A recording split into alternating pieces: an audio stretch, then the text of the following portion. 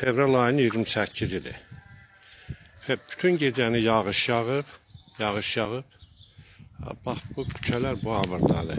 Görəsən, bu kabinetdə özlərində kreslolara bol qaykı ilə bəlkə də məmurlar nə var iş görəcəklər. Bax, bu cəmaatı niyə bu qədər əziyyət verir?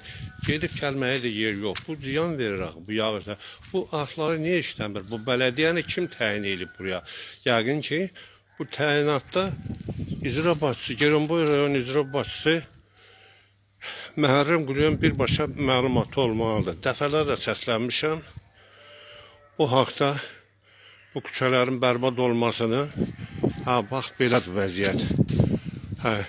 Yol heç yoxdur. Bütün gecələr, bax, bu mil hamısı gecə olandır. Bax, burada keçmək mümkün deyildir. İndi hələ su biraz hopubdur. Bax, bu küçələrə baxın. Bax, bir belə də şeyim olar. Bu cəmaat hali ilə gəlsin, geçsin. Bunu niyə görən araşdırmırlar? Niyə işləmirlər? Niyə bunlar devlət